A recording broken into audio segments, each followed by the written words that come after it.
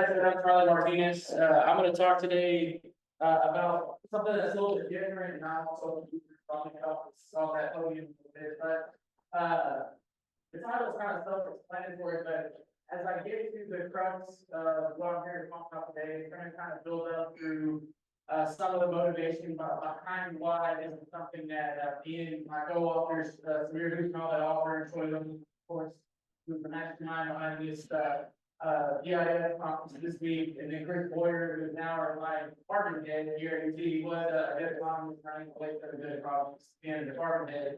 But we had been working on this project, but growing up, it was always a kind of a question when people are buying and selling animals, what do I look at versus what the other person looks at?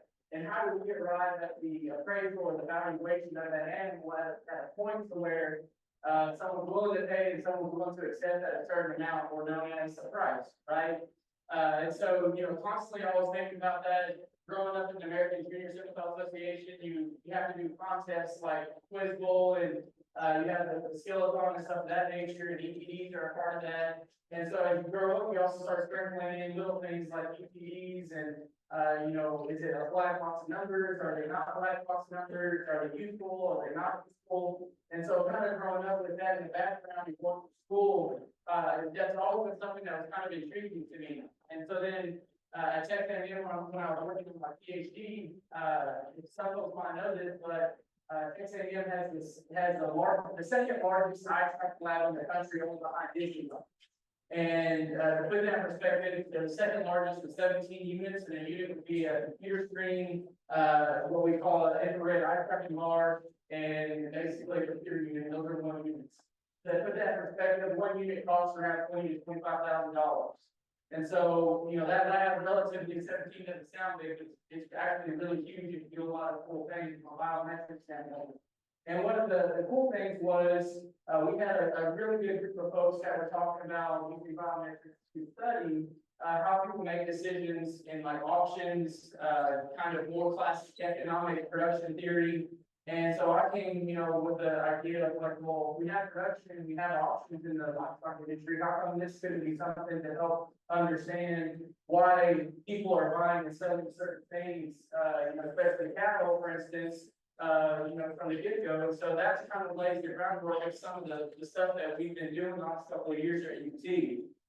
And so if we start thinking about the bull side of things, I have a quote up there that the bull decision is one of the most consequential decisions that an operation makes. And I think anyone that has seen this slide before, we can all cross this out to riskiest decisions. Especially when we start thinking about young bulls that are 16 to 18 months old, they're in a catalog and they're quote unquote unproven. They might have some type of DNA that's been sampled and put into one of the association databases, but relatively they're still unproven.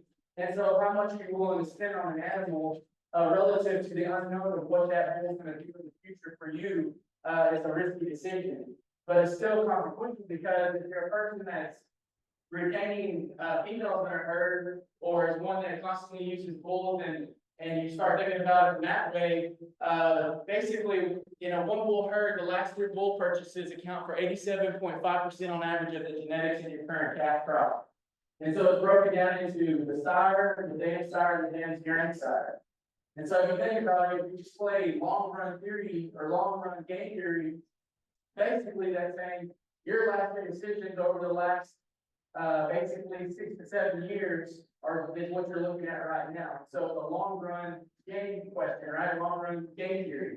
I think sometimes in the cattle industry we get lost in only breeding season to breeding season, or marketing season to marketing season, without thinking about the decision I'm making right now is going to happen 5 to 6 years from now. And so that's what also induces the risk here, most consequential type of jargon that was in that last slide.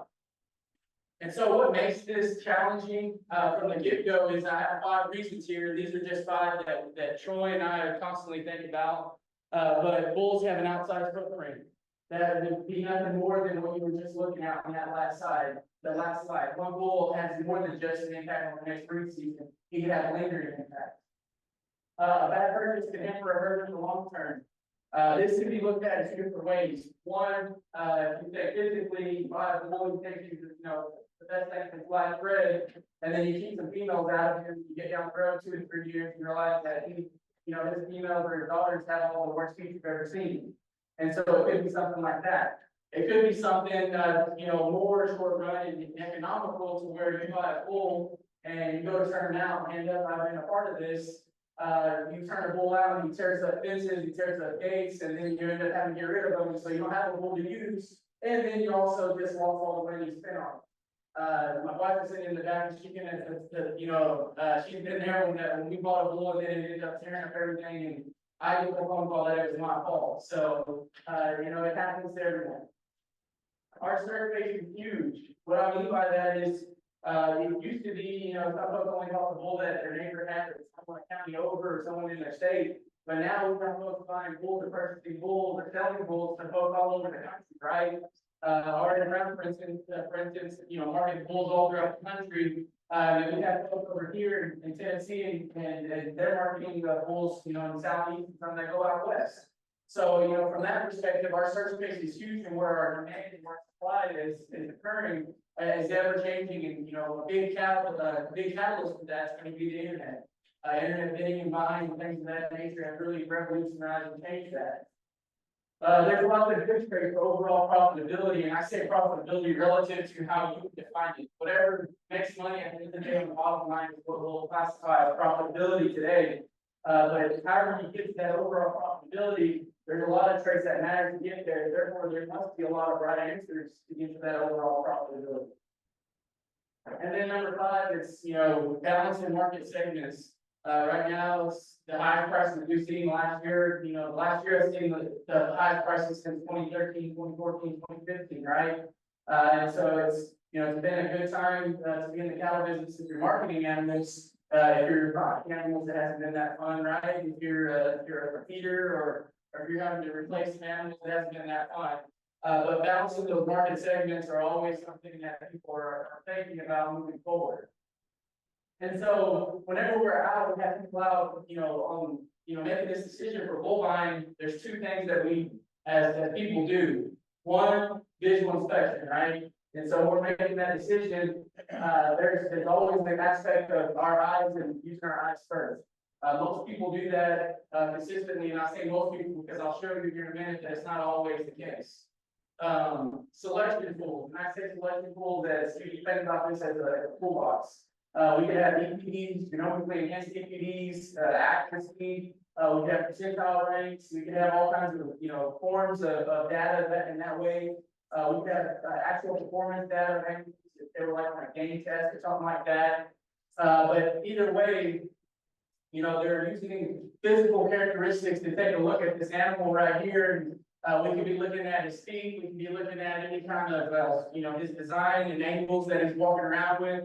We can be looking at his parents or his lineage. We can be looking at the adjusted ratios or his EPs. There's a lot of different information that are out there just for this one bull, right? And then if you think about that, this is just one bull. What about when we have hundreds of bulls in a cattle? How many data points would be in one cattle, right? And so we have a lot of information out there that people utilize when they're making decisions. And so this led us to the precursor to what we've done last year. I kind of want to do a rewind a little bit because I think it does due diligence and gives reason as to why we've been doing the last year's experiment. And so when I first got here and Troy got here, we decided that we were going to attack trying to understand EPDs and how they're used in the market. Are they used in the market? And are they important? You know, our genetic friends like Matt and Troy tell us that they're important. Well, let's see if people actually listen to that, where all this started.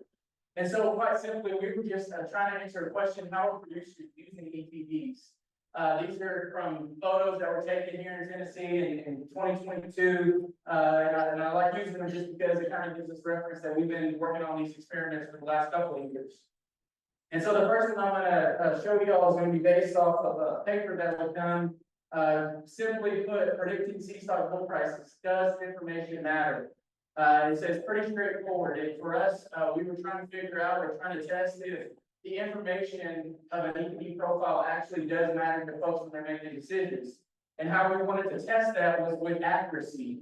We actually had some bulls that were taken from past sales throughout the southeast. And so we actually had their sale price, we had all the information, and we just simply were putting bulls in front of people to see if they could actually get it correct. If you're interested in reading about it, if you're having a hard time going to sleep, I highly recommend downloading that and giving it a try. And so the basis of this experiment, though, along the way, though, is also what's known as optimism bias. And we have an expectation as a person here, has an expectation that the road's going to be pretty flat, not going to have any problems to get to their end destination.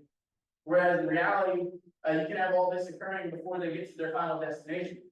If we think about that in a cattle sense, we could have a seller here, a buyer here, and they're looking at this bull here. And the seller could be sitting there saying, hey, I have a really great bull here. ABS needs to be calling me because he needs to be getting collected. He needs this semen needs to be getting marketed everywhere. And he's great. Just trust me on this. But then a buyer could be sitting there saying, we're not looking at the same thing. We're not looking at the same animal. And I don't want to, I'm not going to pay you any money for this animal unless you take maybe less than market price. And so there's an underlying optimism bias that we wanted to test in the cattle business. And I think if you were asking yourself, whenever you're marketing animals, you probably think you deserve a little bit more for that animal than what the market's telling you, right? More often than not. And so what we did was, we had participants in Tennessee and Alabama, and they would all get to see a video of a bull, and we gave 18 bulls, and they would look at 18 bulls, 6 were Angus, 6 were Simmental, and 6 were Charleys. The rocket reason why we picked those bulls was because they all came from sales that had a variation in high quality and low quality, and a variation in price. So we didn't have to, constantly be thinking about that. But half the people would get the video and just the EPDs, and then the other half got no EPDs. So basically, we had a buyer and a seller. Or the group got put into randomly to a buyer seller, and then half the buyers and half the sellers had EPDs, and the other half didn't. So we had 4 groups. And so that's not going to be the most important part of the study as we move forward. But the part that I was telling you about, that we had actual bulls, we wanted to make sure that they were incentivized to tell us the truth, that they were incentivized to actually be honest with us and their estimated prices. And what we did was that we told everyone that they would get $15 cash right then and there for taking the time to do the experiment. It would take around 15 to 20 minutes. But if they actually got within plus or minus $500 of the accurate bull price, they actually got another $10. So they would walk off with $25 after about 15 to 20 minutes of their time. And so for us, it incentivizes them to be as accurate as they can be with estimating prices. And so the summary of those findings kind of give the basis for what we were looking for this past year. And so the summary of it, though, was sellers are consistently less likely to make accurate predictions, which is that optimism bias being present naturally in the cattle business. But optimism bias is not found, and it is also disappears when information is provided. Information was solely just EPDs. Nothing more, nothing less. It was just EPD profile. People that had EPD profiles were more accurate, regardless if they were buyer or seller, than the folks that did not. High risk participants have a lower probability of making accurate price predictions relative to low risk participants. And the reason why I think that's important is I think if you're in the cattle business, you're actually more risk tolerant or risk seeking than you probably think you are. Because at the end of the day, we all take a price that we really have relative no control over. The market gives us whatever the market gives us, and it is what it is. And so you're basically playing poker basically every time you take something to the market. And with that, you're probably going to be more risk taking than you actually think. And I'll show you here in a little bit kind of why I think that's also something that we start to discover a little bit throughout this research. And then participants utilizing genomically enhanced EPDs and EPD percentile range show increased accuracy. All this boils down to is when we were asking folks, whenever you're thinking of a price or estimating bull's value, what do you use? you use EPDs, genomically enhanced EPDs, physical characteristics, the percentile rank, the folks that were using genomically enhanced EPDs and EPD percentile rank showed increased accuracy over the folks that didn't. And so that's just the summary that kind of gives us the basis, because this is how we end up at the talk that we're here for today, and kind of thinking about what do people actually look at. And I mentioned that we've had the eye tracking training at Texas A&M. Well, Samir was who is at Auburn, also has the eye tracking background. And so what we did was, in the last experiment that we ran in 2022, we took one of our units, and so this is actually a laptop unit, and I said that it has a bar. What you're looking at here is a computer, and there's 4 little red lights that are on this bar. So 2 on the end here, and 2 on the other. Over here, these 2 little red bars, or 2 little red lights, and 2 little red lights. Those are infrared lights. What it does is we calibrate someone's eyes to the screen, and this infrared light is picking up where it's at. And we can actually watch where you put your mouse, where you put your eye. We can calculate how long it takes for you to go through a given screen prompt. But also here, we didn't do it here, but just to kind of show you the capability, we can actually monitor your facial expressions, happiness, discontent, kind of just holding steady with no facial expression at all. And so it allows us to do that. And in that experiment, we started trying to see what do people actually look at when they're making this decision about information. To our knowledge, this is the first time anyone had ever used the eye tracking technology to look at animals and how people were looking and evaluating animals. And I think this is something that's pretty unique, because think about lifestyle judging.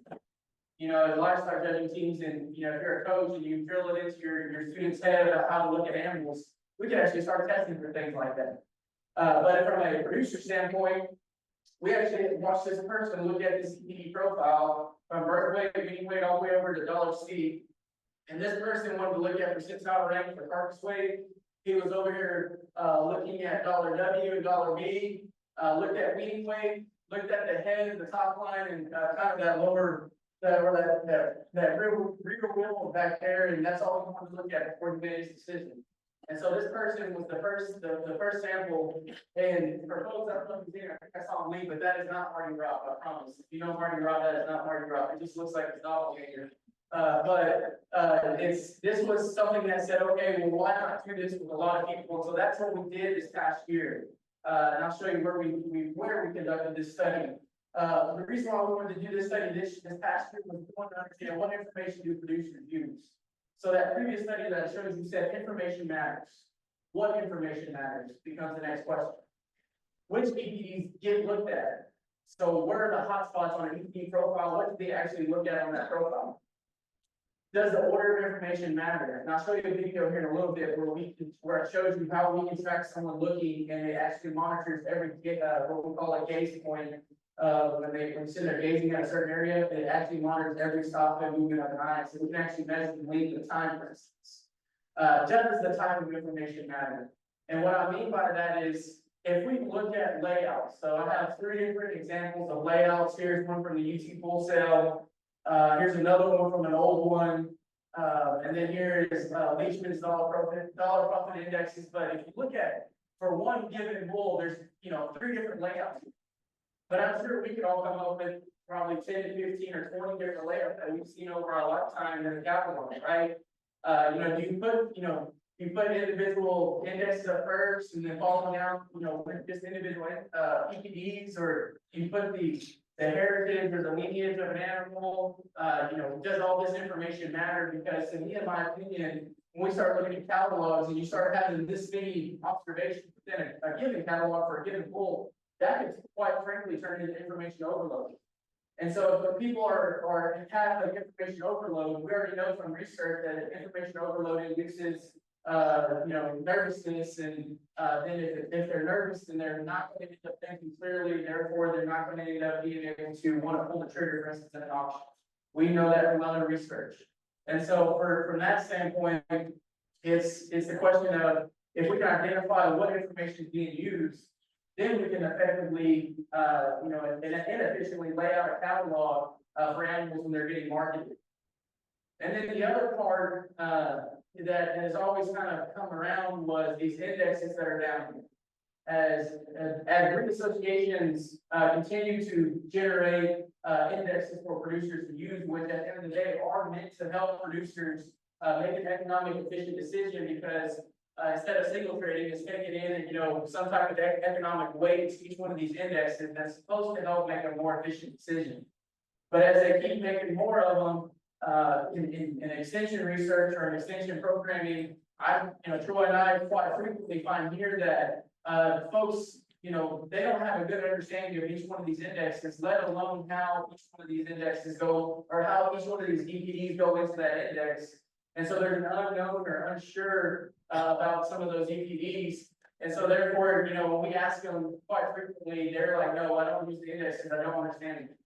And so as we keep making more of them, even though they're supposed to be helping, maybe it's also they don't ever get to looking at these because of a simple layout.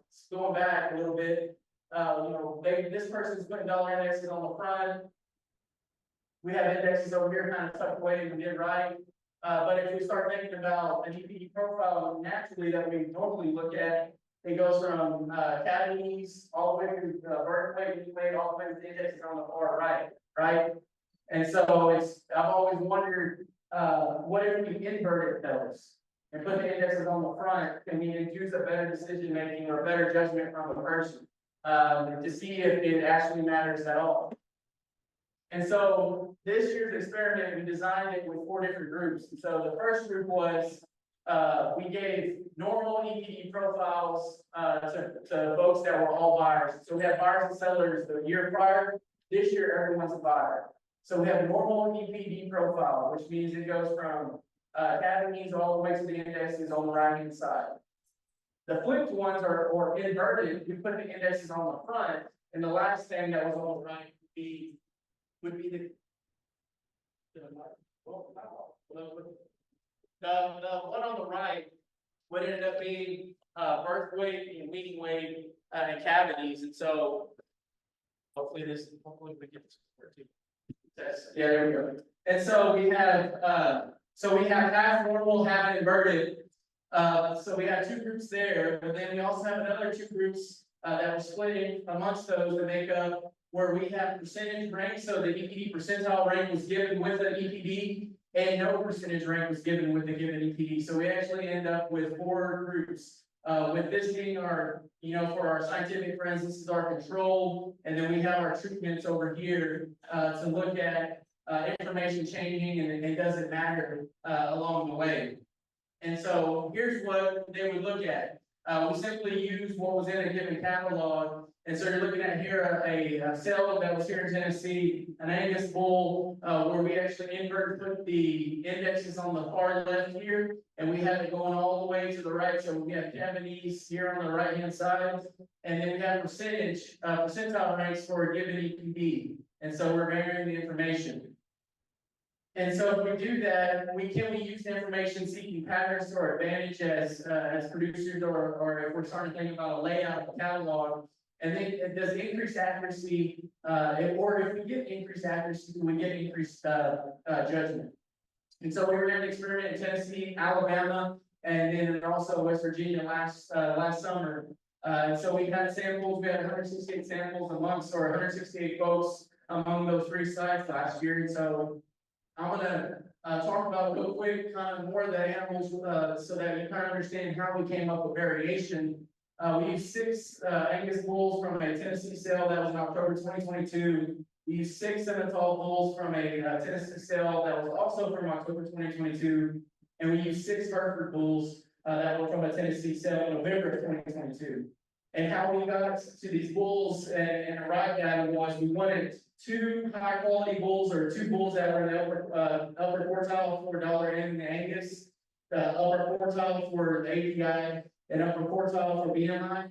And then we wanted 2 bulls that were in the lower quartile for all 3 of these indexes as well for their respective breeds. So we had 2 high quality, 2 average bulls, and then 2 low quality for each one of these breeds. And every person saw all 18 bulls in the experiment.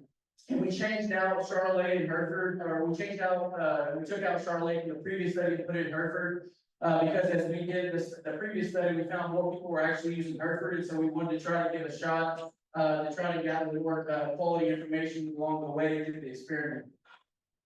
And so this is a sample of what it would look like, just to kind of show you kind of how people would look and read, just to kind of highlight that we can watch people's eyes. What you're looking at there is someone reading before they enter their price, and their mouse is the part right here that you're looking at, where this is the base point, and we can actually mark that. I didn't do it just for sake of trying to make sure you can actually see everything, but you can see that we actually can monitor their mouse movement as well. And if you're actually looking at an animal, this person was getting ready to predict 3,500. So this person is predicting 3,500 for a bull that's in the 1% for Cabanese, top 15% for LFC, pretty, a bull that's in the top 10% or top 5% for a majority of the EPDs. But look at their prediction, $3,500 for instance. But that's one person just looking at it for a split second. I just cut it off and fast forwarded for you, but that's what we're looking at whenever we're starting to eye track or track their eyes as we start doing this for each individual bull, for each individual person. And again, we did the same thing where we had the prices. If they participated, they got an automatic $10 or $15. If they got it right, you got an extra $10. And so I'm just going to jump straight into the results. That way, I'm not going to show a lot of fancy econ work just because it's not fun for y'all, and even though it's fun for me. But if we ask questions about, do you have Angus, Simmental, Hereford in your herd? You can see the mean percent right there of 80%, 28%, and 33%. So we have a variation, but heavily more into the Angus side of things. If you look at uses EPDs, we only get 32, or we get 80%, or almost a little over 80% there that actually indicate that they use EPDs when they're making decisions. If you use genomically enhanced EPDs, 50%. So 1 out of 2 saying that they actually utilize genomically enhanced EPDs whenever they're making decisions on bulls. Use phenotypes, so physical characteristics, 90%, now almost 90.5%. So what is the other 9.5% doing? Not using their eyes, or not using physical characteristics to make decisions? That's what I said earlier. If we think about it, eyes are usually the first thing we do, and we're finding consistently that that's not true. Majority of people do, but 1 out of 10 on average are not going to be using physical characteristics when they're looking at animals.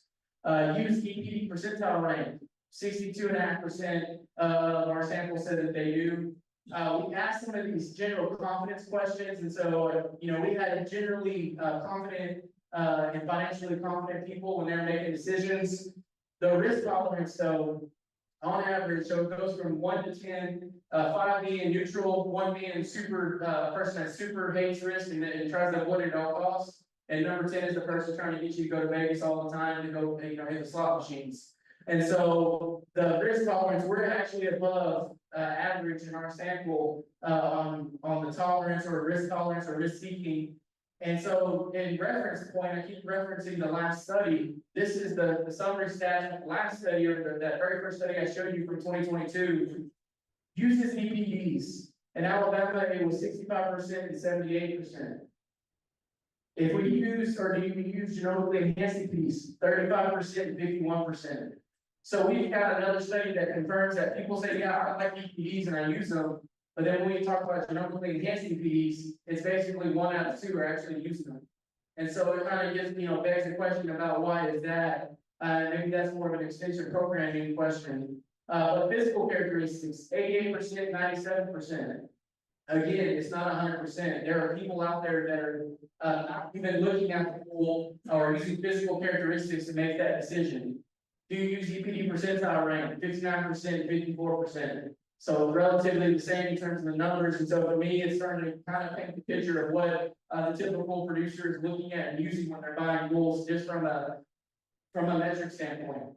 And then the risk tolerance, again, 6.27, 6.59. Again, more risk-taking people out there that are out there that probably would say they probably don't realize how much more of a risk taker they are, especially if you're in the cattle business. And so last year, the accuracy for folks, whether they're a buyer or seller in the sale from the 2022, the one thing I want you to pay attention to is this. 0.2, that is 20%. So people were estimating at a clip that was less than 20% on that very first study that I showed you. But in last year's study, we actually see that our average is above 20% across the board.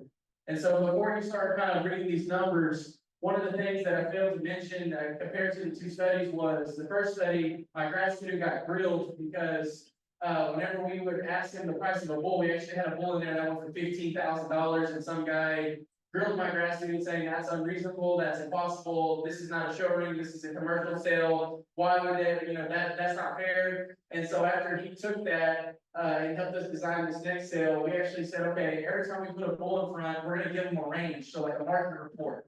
Instead of just saying shoot in the dark and see what happens, we actually gave them a range of plus or minus $2,500 on a given group of bulls. And so they could actually, within reason, know kind of where it would be. And so I think part of the reason why we see everything above 20 is because of that quote unquote market report that we gave them. But if we look at our baseline here of regular and percentile rank, the average is 20.57% across all 18 bulls. There was a time where across a given bull that there was actually 0%. So people were, they couldn't estimate it within plus or minus $500. The high was 43.24%. If you look at regular with no percentile rank, we actually have an increase up to 21.23%. We actually have a kind of a minimum there and a high of 40%. But overall, if you look at the inverted, so when we flip those EPDs and give the percentile rank, our average increases to 23.19, which is relatively almost 3% higher than the baseline. We actually have a higher minimum and actually a higher maximum. So for a given bull in this group, they were almost batting 50%. 1 out of 2 were being able to accurately predict the bull. If we give an inverted with no percentile rank, we actually drop back down into the 21 percentile or 21% accuracy. We go back down into a 0% accuracy, and we actually end up with a lower 36.96 maximum accuracy. And so, the key takeaway here is that if you take the baseline of what we normally have done in the cattle industry, and then you actually invert it, we actually end up at a higher accuracy rate compared across 18 bulls over 168 people. But the one thing I want to kind of break it down to is by bulls, because not everyone's an Angus person, not everyone's a Hereford person, not everyone is a Simmental person, so they might not understand those EPDs. And so what I did was I broke it down by bulls and by treatment. And so this is your 6 bulls from the Angus side. If it has 2 asterisks, it's a high quality bull. If it has 1 asterisk, it's a low quality bull. And then if it doesn't, it's what we consider an average bull. Over on average there, the inverted with percentile rank again was the highest one by only 0.1% on the Angus side. But if you look across the board, and relatively speaking, it does dominate at certain points against the other the baseline and the other treatments. But if you look at the syngenetic side or the syngenetic based bulls, the average for the inverted and percentile rank is still again the highest at 34.58%. So our folks were estimating on the inverted side, they were being able to estimate almost at 35 or 34.5% clip against the rest of the group. If you look here, there are some here, like for instance, 47.5% on a low quality bull. The one thing I also want to mention that was kind of interesting is if you look at these percentages and we have a low quality bull, look at the percent of these, for instance, on the bull number 6, well, we're above almost 33% across the board at 40 and above 47.5. But when we get over here to the high quality bull, for instance, our percentage drop. To me, that's starting to become an indicator and something I'll show you here in a minute that I think the high quality genetic based bulls, I don't think folks have a good grasp of how to accurately predict those prices because they probably in their mind can't afford them when they're at a sale, so they probably never really pay attention to those bulls. But as we start getting into average and low quality, by God, our producers are really good at predicting those because that's usually probably where they're sitting whenever they're actually in the sale.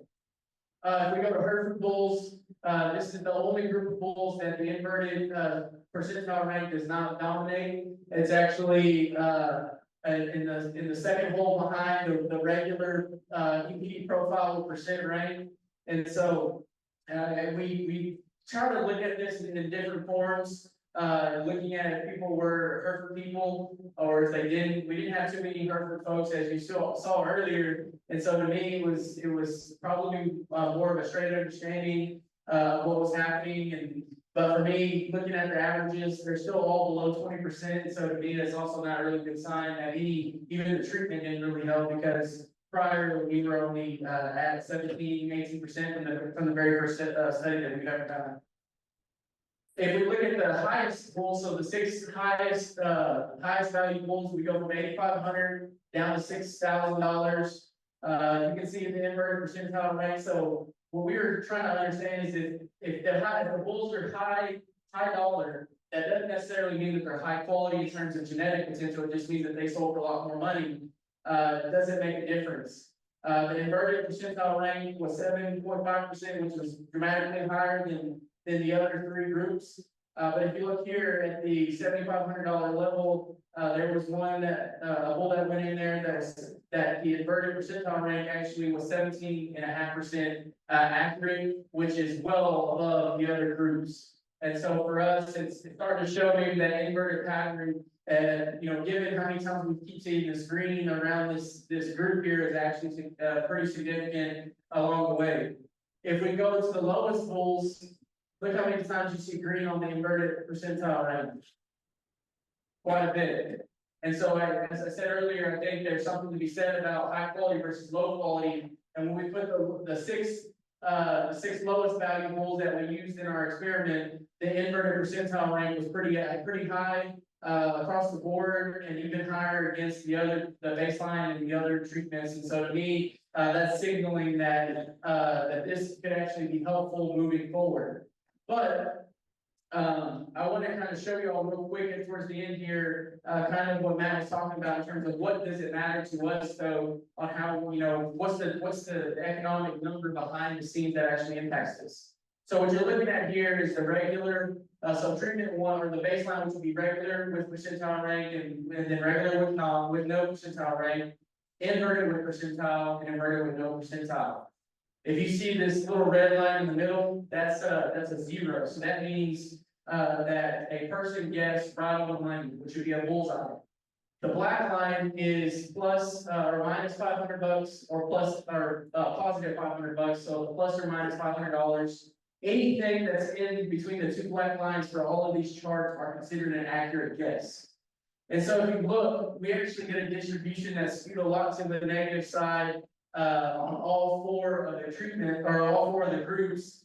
And then if you look here, we actually at the inverted percentile rank, we have the highest amount of dead-on bullseye guesses or estimations.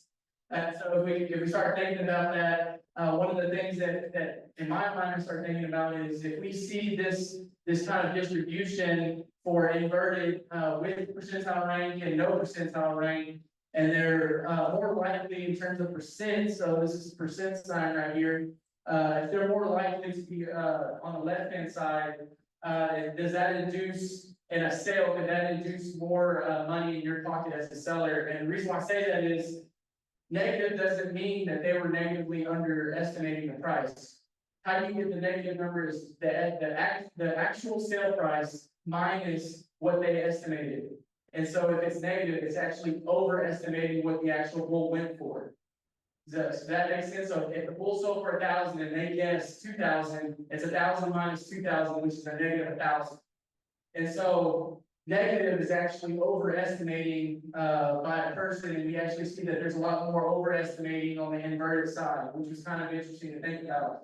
If you want to induce more, this inverted in this scenario, it actually would give you an advantage for inducing overguessing or more money. And so I know that was kind of confusing, and so one of the things we wanted to understand was, I don't care if you're plus $1,000 over or minus $1,000 over, it's still $1,000 in your guess. And so for us, we wanted to look at from an economic standpoint, how do we get to the point where we end up in this red bucket? So if you're minus $500 or $500 over, we just wanted to know that that's the absolute difference from being right or wrong. And so if you're in this red bucket, which we're almost at 60% here of the whole group of all samples, this would be considered a bullseye. And how do we, if you're over here, how do we work our way back this way? What can help chip away at those dollar amounts? So $500 away, all the way up to $6,000 away from accuracy. We had some folks that were $6,000 off of estimation price. If they were on this left-hand side, they were in the top 50% of guesses. And then all these buckets that you see here were the bottom 50% or that far away from guesses. And so the last slide, I have 2 slides left for you. What we did was we wanted to find statistically significant variables that actually drive you more towards that red bucket. What can actually bring your estimation closer to being correct? If the bull was actually above the average price, so a bull comes in there that is over $4,500. In our study, we actually find that is a $524 change towards that red line. So again, negative, we want to go negative. So if it was 500, if we're sitting here in that, and it was a high average bull, it actually takes you more that way. So kind of keep that in mind. High guessers, if a participant is someone that's constantly high guessing over, that being that type of person costed you $484 in the sale or in an estimation. If you're an Angus breeder, that actually increased your guess to be wrong by $124. If you're using genomically enhanced EPDs, that actually brings down your estimation by $109. So if you're someone that's using this, if you're using genomically enhanced EPDs, and you're using that's a value of $109 whenever you're estimating the bull prices. If you're using physical characteristics, and so you're someone that utilizes physical characteristics, that's almost $270 more towards an accurate price. If you're confident, it's $720. But here's I kept picking on high versus low genetic quality bulls. High genetic quality bulls, and so those bulls that were in the top quartile for each one of the breed, it actually increased the accuracy, or actually increased someone being wrong by almost $1,090. So to us, that signals that folks are not being able to identify the value of high genetic or high quality genetic bulls. It has nothing to do with price, but simply the genetics they cannot understand and accurately predict. So for us, does that signal that we need to do a better job of education on how to understand those genetics, how to utilize that whenever you're in the marketplace, things like that. The same thing with low genetic. If we rolled a low genetic based bull in front of people, they were actually almost, they were a little over $480 more likely, and $400 more towards an accurate price. And so the folks that we sampled actually could identify the low quality bulls and actually accurately predict those types. Age. This is not to be anything that picks on people that are older than me, but for every year that are in our sample that they got older, it was actually $3 for every year that they were more likely to be wrong or moving away from an accurate price. And I think this kind of goes in with this right here. We had asked folks, with the cattle operation, are you a full-time employee or unemployed and everything in between, or have you retired from that? If you're a full-time producer, it actually increased you being wrong by $146. If you're retired, it costs you $324 almost to be more wrong. And so it was, it's kind of surprising, but I think that, if you're retired, you're probably saying, nah, I really don't care. I'm retired. I can just do whatever it's going to take. But whenever it comes to accurate and non-accurate predictions, the left-hand side that you're looking at here are what people on this bull, when we take all of the inaccurate predictions, this is what the inaccurate people are looking at. And so you see, they look at their head, they kind of look at somewhat of their body, and then they kind of check out. That is what the inaccurate person is looking at. If you look at groups of inaccurate or accurate people, you get more of these types of profiles, looking all over the body, looking at, in this case, the indexes, and then also the typical weaning weight, birth weight categories. Same thing here with another accurate prediction. They're looking at the tails. Notice what they're not looking at. They're not spending a lot of time in those middle things, like marbling, carcass weight, milk. They're not spending any time there. They're spending most of their time on the tail ends on the indexes and the academies, birth weight, wean weight. That's what they're looking at. And we have different various examples for y'all, if y'all, if you wanted to look at them more, whenever you can download the slides. But you can see here on the tail ends, they're looking more at the tail ends and not in the middle at those middle EPs. So I would pose to you as a producer, if you're putting a cell catalog together, if people are not looking at those types of EPs, is it efficient for you to put it in there? That'd be something that I would think about moving forward. And so layout matters for accuracy. Varying the way the information is given, putting the indexes on the front end was actually shown to be helpful for folks. Increased information usage showed increased accuracy in the market. So genomically enhanced PDs, physical characteristics, using information helps. And then it also lays the groundwork for future research.